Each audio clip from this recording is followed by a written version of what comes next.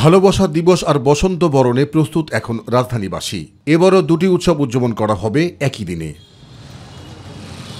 নিজেকে সাজাতে পোশাক ও ফুলের দোকানে ভিড় করছেন উৎসবপ্রিয় বাঙালি। তারা বলছেন, বিশেষ দিনে নিজেকে রাঙাতে কার না ভালো লাগে। ভালোবাসা দিবসের জন্য আমাদের স্পেশাল সাজ রয়েছে, আর বসন্তটা খুব ভালো অনুভূতি, মানে উপভোগ করছি। তো ভালোবাসা দিবস আর বসন্ত দিবস দুইটা মিলে আসলে আমরা খুবই এক্সাইটেড। আর প্রিয় থেকে প্রিয়তম সবার অপেক্ষা ভালোবাসার উৎসবে ফাগুনের রঙিন দিনকে বরণ করে নিতে ফুল নিতে আসেন কেউ কেউ। ভালোবাসা দিবস আর পয়লা ফাগুন একসাথে পড়ছে, হ্যাঁ, সেই জন্যই আসলে আমরা মোটামুটি আজকে বিকালবেলায় বই মেলার দিকে আসলে এই কারণেই আসা। শাহবাগ ফুলের একটা বাগান যাকে বলে, তো ফুলের বাগানে যদি না যাই সেটা তো পয়লা ফাল্গুন পালন করাই হবে না।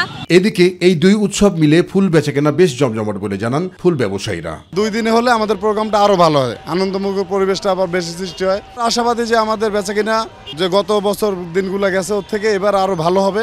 তবে ফুল প্রেমীরা জানান, কয়েকদিন আগেও ফুলের দাম এতটা ছিল না, কিন্তু ভালোবাসা আর ফাগুন ঘিরে বেড়ে গেছে ফুলের দাম। একই দিনে পয়লা ফাগুন এবং ভ্যালেন্টাইন্স ডে এর জন্য নিজেকে প্রস্তুত করছি। গতবারের তুলনায় এইবারে একটু ফুলের দাম বেশি, কিন্তু তারপরেও ভালোবাসা দিবস বলে কথা, বসন্ততার সাথে আমাদের তো ফুল কিনতেই হবে, উপভোগ করতেই হবে।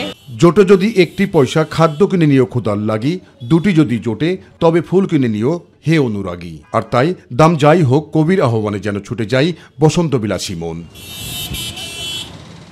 বাসন্তী হাওয়া লেগেছে শহরি কেনাকাটায়, ফুলের রঙে পোশাকেও ফুটেছে ভালোবাসার সব রং। সব শ্রেণী, পেশা, বয়স, ধর্ম, বর্ণ যেন মিলতে প্রস্তুত একই উৎসবের মোহনায়। আর তাই সবাই বলছেন, সকল ভেদাভেদ ভুলে গিয়ে সারা বছরেই ভালোবাসার সৌরভ ছড়িয়ে যাক প্রতিটি প্রাণে। জাহিদ আহমেদ বাবু, মাই টিভি, ঢাকা।